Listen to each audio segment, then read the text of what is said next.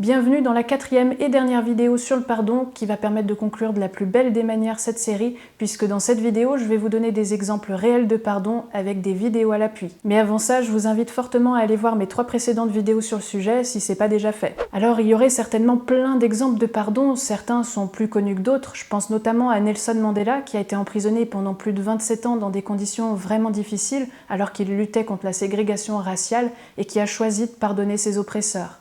Ou également, on pourrait parler de la Bible et de Jésus qui aurait pardonné Judas, ou encore du pape Jean-Paul II qui a pardonné l'homme qui a tenté de l'assassiner en lui rendant visite en prison. Mais ceux que je vais vous présenter dans cette vidéo, ils sont peut-être un peu moins connus, mais vous verrez qu'ils sont tout aussi forts. Et personnellement, ils m'ont beaucoup touché. Et sans plus tarder, on va commencer tout de suite par le premier exemple.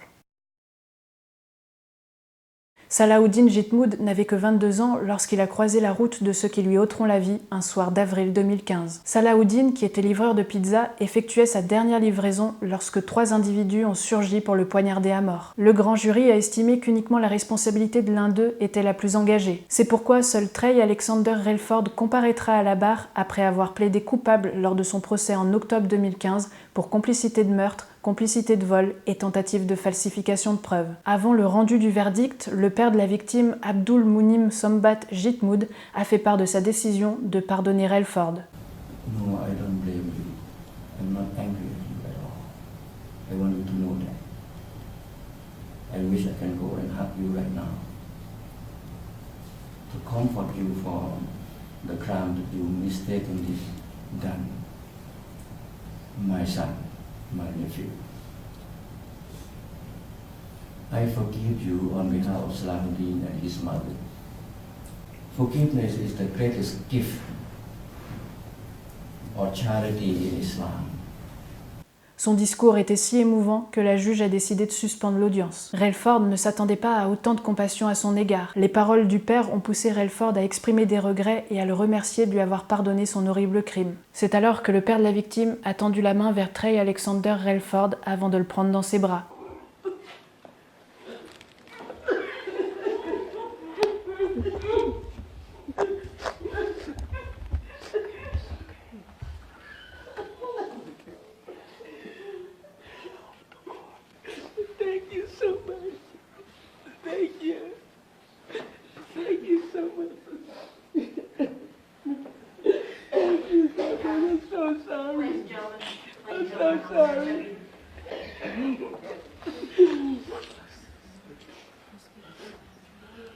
Trey encourait à la peine de mort, mais après avoir passé un accord avec la famille de Jitmoud, il a échappé à la peine capitale et a été condamné à 31 ans de prison.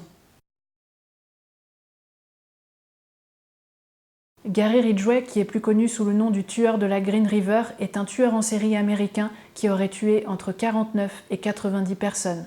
Si on lui a attribué ce surnom, c'est parce que son mode opératoire consistait à avoir des relations sexuelles avec ses victimes, puis il les étranglait avant de jeter leurs cadavres dans la forêt ou dans la Green River.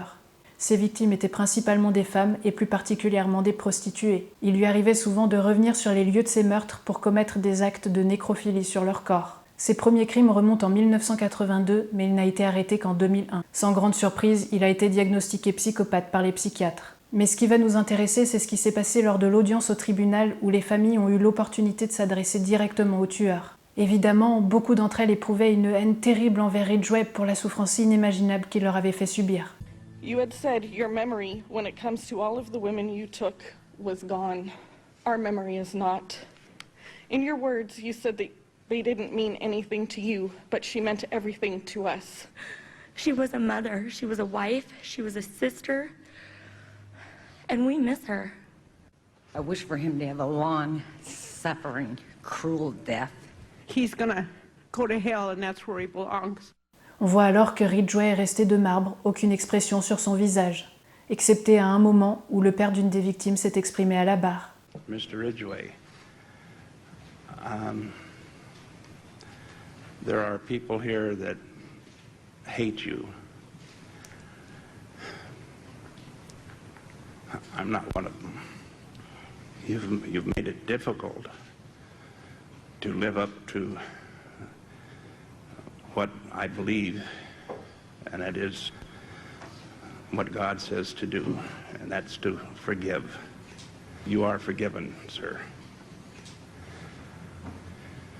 Je trouve que cet exemple illustre parfaitement la puissance du pardon. C'est la seule chose qui a réussi à créer une réaction chez Ridgway, là où la colère n'a réussi à rien.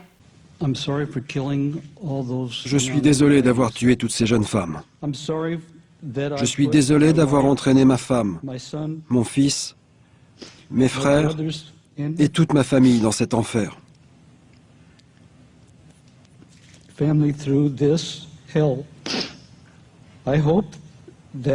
J'espère qu'ils trouveront le moyen de me pardonner.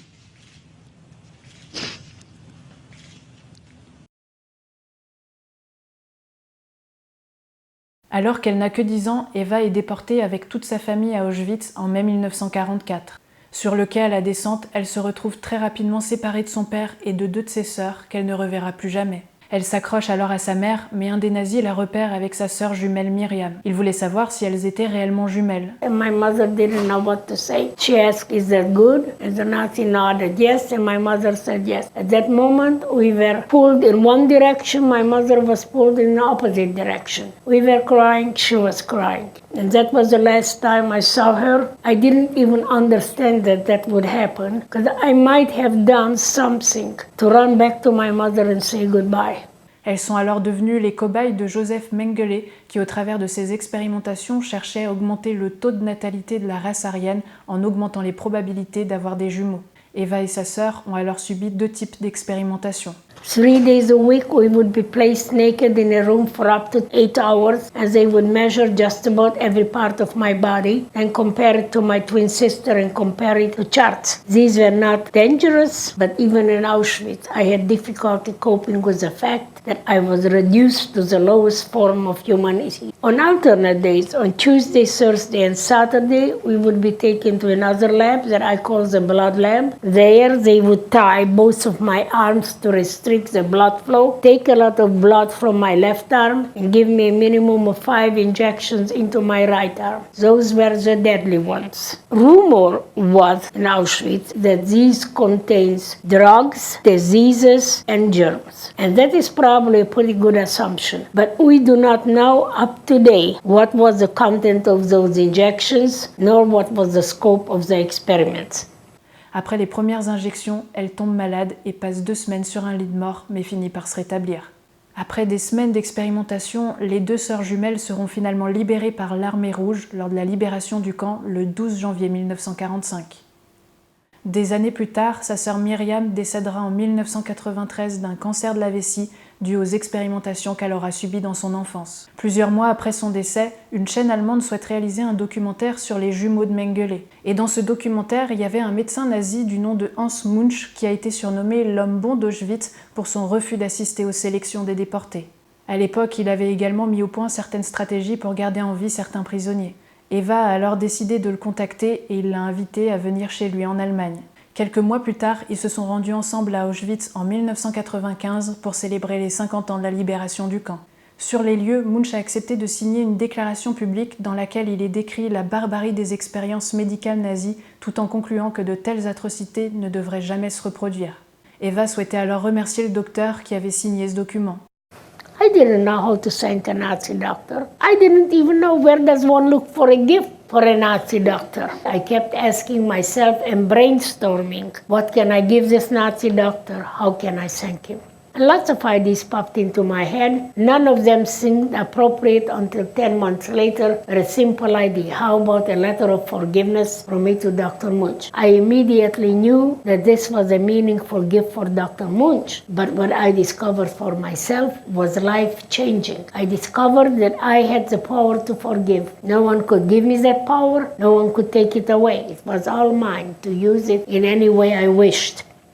Après avoir écrit sa lettre, elle voulait que son ancienne professeure d'anglais la relise parce que son anglais n'était pas très bon. She said, well, Eva, that's nice that you forgive Dr. Munch, but your problem is with Dr. Mengele, not with Munch. I tried to debate that. She said, just do me a favor. She said, when you go home tonight, pretend that you are talking to Mengele and telling him that you forgive him, because what I want you to find out for yourself, how does it make you feel to be able to do that? It sounded like a good idea. And that day I went home, I closed the bedroom doors, I looked up up as many nasty words in the dictionary and wrote them down. I read them out clear and loud. And then at the end I said, in spite of all that, I forgive you. That felt very interesting, that I, the little guinea pig from Auschwitz, had the power even over Mengele. And my relationship with Mengele would end with my letter of forgiveness. There was nothing that he could do to change it. And if I forgave Mengele, the worst of them, I decided to forgive everybody who has ever hurt me. I immediately felt that all the pain I carried around for 50 years was lifted from my shoulder. I was no longer a victim of Auschwitz, nor was I a prisoner of my tragic past. I was free of Auschwitz and free of Mengele. And if anybody would have asked me 22 years ago today if I forgave the Nazis, I would have told you, please find a really good psychiatrist. I had no intention of forgiving anybody. I was angry with the world and I hated everybody. Ce cas en particulier résume très bien tout ce que j'ai voulu transmettre sur ma série sur le pardon et j'ai trouvé que c'était également une bonne manière de conclure cette vidéo. J'espère que cette série et cette vidéo vous auront plu. Je pense que si nous voulons vraiment évoluer en tant que personne, mais surtout en tant que société, le pardon est à mon avis une des meilleures clés pour pouvoir y arriver. I believe, from my understanding and research, that anger is a seed for war. And Hitler himself was a very angry man and felt like a victim. On the other hand, people who forgive are at peace with themselves and the world. So I call forgiveness a seed for peace. Et si vous avez d'autres exemples de pardon un peu similaires, n'hésitez pas à les partager dans les commentaires, je les lirai avec plaisir. Si vous avez aimé cette vidéo et qu'elle vous a touché, n'hésitez pas à la liker et à la partager autour de vous et à vous abonner à la chaîne si ce n'est pas déjà fait pour ne pas louper les prochaines vidéos. Et je vous dis à très vite.